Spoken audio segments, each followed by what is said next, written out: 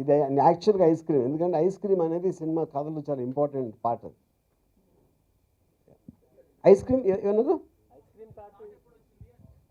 Thought ఎప్పుడు వచ్చింది? నాకు అసలు అంటే చెప్తాను, నాకు 5 ఏళ్ళ వయసు అప్పుడు ఫస్ట్ టైం కాన్షియస్గా ఐస్ క్రీమ్ తిన్నాను, అప్పుడు వచ్చింది థాట్. బేసిక్ డిఫరెన్స్ ఏంటంటే, ఇప్పుడు స్టడీ క్యామ్ అనేది దాని లిమిటేషన్ ఉంటుంది, ఎందుకంటే దాని సైజ్ వలన మ్యాక్సిమం వెనకాల వెళ్ళటం, అది ఇప్పుడు ఈ మెట్ల మీదకి వచ్చేసి కిందకు వచ్చి పిల్లలు దాటేసి అంత, because of the smallerness of the size, అదొకటి. రెండోది మీరు చూసి ఉంటారు, అసలు చాలా స్మూత్గా వెళ్తుంది, అబ్సల్యూట్గా షేక్ అనేది లేకుండా. అండ్ దాన్ని వెయిట్ తక్కువ ఉండడం బట్టి మీకు క్లోజ్అప్లకి వెళ్ళాలన్నా, గబుక్కుని లాంగ్ షాట్కి వెళ్ళాలన్నా, అంటే దాని మెన్యురబిలిటీ అంటారు, అంత ఫాస్ట్గా చేయటం అనేది స్టడీ క్యామ్ చేయలేదు. అది that is one of the main differences. So point ఏంటంటే, టెక్నిక్ అనేది ఏ సినిమాని క్యారీ చేయదు, ఇందాక చెప్పాను. అది కంటెంట్ అనేది క్యారీ చేస్తుంది సినిమా, టెక్నిక్ అనేది ఎలివేట్ చేస్తుంది. సో ఇప్పుడు మీరు 2014లో క్వశ్చన్ అడుగుతున్నారు, నేను 89లో ఫస్ట్ టైం స్టడీ క్యామ్ వాడినప్పుడు, అప్పుడు స్టూడియోకి లెటర్స్ వచ్చాయి, ఏంటి అసలు షార్ట్ ఎలా తీశారని. వాళ్ళకి ఎక్విప్మెంట్ తెలియపోవచ్చు, టెక్నిక్ తెలియపోవచ్చు, కానీ వాళ్ళ కొత్తదనం అనేది ఫీల్ అవుతారు.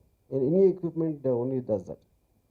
ఇప్పుడు కాదు, నేను ఇప్పుడు భయపెడతారా అంటే భయపెట్టను అని చెప్తాను, మరి అంత అదవను కాదు కదా. పోనీ నేను చాలా భయపెడతానంటే నమ్మడానికి మీరు అదవాలి కాదు కదా. సో అది మాత్రం రిలీజ్ అయిన తర్వాత తెలుస్తుంది. భయపెట్టడానికి చాలా ట్రై చేశాం. there's a French film made something called Silent House. Yeah, the whole film has been shot with whole film. 1.5 hour film has been done in one take, one shot. So now 2 minutes looks very beautiful, so probably... Yeah, I mean, the question is not so much really about using lengthy takes. But I think there are a lot of applications to it. Because a 1.5 hour film to do in one shot, the kind of film it is, and there will be so many things involved in that. ఈ కథ కోసం ఈ camera వాడారా, camera? That's a superb question. I want to hug you for this. Superb, you know. ఇప్పుడు definitely నాకు ఆ పైత్యం కొంచెం ఉంది మీరు చెప్పిందంటే, ఐ విల్ అగ్రీ. బట్ ఈ సినిమా మాత్రం దైవ సాక్షిగా కథ కోసమే తీశాను.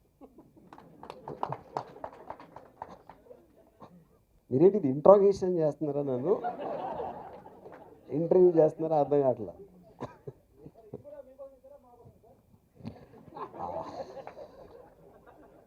ఇది ఇప్పుడు నేను ఇందాక చెప్పాను, సినిమా తీయటం అనేది ప్రయత్నం, నచ్చటం అనేది, ఆ ఎఫెక్ట్ వచ్చిందా లేదా అనేది రిలీజ్ తర్వాత I can't comment on that.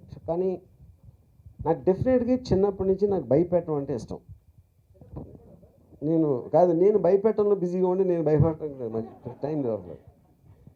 But ice ఎవరు, క్రీమ్ ఎవరు? Ice is Navdeep and cream is Tejaswi. ఆ కంపారిజన్ ఏంటో నాకు తెలియలేదు, బట్ అడిగారు కాబట్టి ఏదో చెప్పాలని చెప్పాను. కానీ యాక్చువల్గా ఐస్ క్రీమ్ అనే రియల్ ఐస్ క్రీమ్కి ఒక క్యారెక్టర్ ఉంది, దాని మూలన పెట్టాం. Please subscribe. Please do subscribe. Please subscribe. Please subscribe. Please subscribe to our YouTube channel.